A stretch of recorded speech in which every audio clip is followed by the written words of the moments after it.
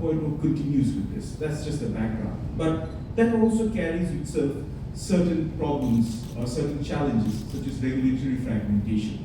And when you have regulatory fragmentation and the breakdown of the international order, countries like Bangladesh face at least a rise in compliance costs by 15 to 20%. And also, again, because when you see that might is right, you also see the systemic risks emerging in the system, like cybersecurity warfare or gray zone warfare. And again, Bangladesh is very poorly equipped in terms of digital security architecture to cope with this. For case in point, if you refer to the heist in Bangladesh Bank's vaults where money was pilfered, again, despite the previous government monopolizing the issue on digital revolution, we were left shamefaced because there was no preparedness.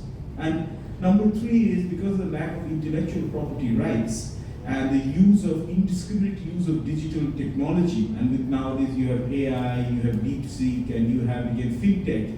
And in case of fintech, you have many Chinese firms. That also raises the question that because you nowadays have technological decoupling.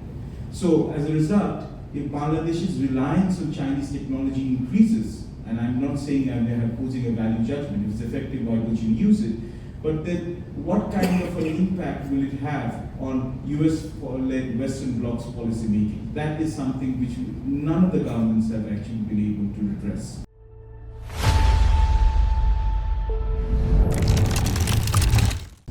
So with this as a background, I move on to the main issues, and I do know that again, time is limited, but I'll try to set out the main areas which you can develop during the Q&A session.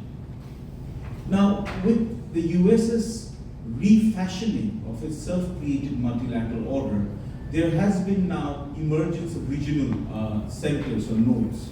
For example, if you have a case of previously Silicon Valley was the hub of AI and digital technology. Now Bangalore has moved on and is now focusing on biotechnology. If similarly Frankfurt was the center of fintech, now Dubai is actually acquiring the expertise in terms of fintech. Whereas Shanghai was leading in terms of semiconductor packaging and manufacturing, now Ho Chi Minh City in Vietnam has come in. So we have a global system in perpetual flux, and Bangladesh has no, preordained or emergency measures to take advantage of this flux. It's very well to say that we need to position ourselves, we need to leverage ourselves, and I believe in the investment summit, this word was used rather promiscuously. But there is no backup plan. Our foreign direct investment is the lowest in 5 years' time. Bangladesh Bank data, Bangladesh Bureau of Statistics. I'm not quoting anyone else's. There is no plan. There is a lot of nice, messages, but we do not see any concrete action to this.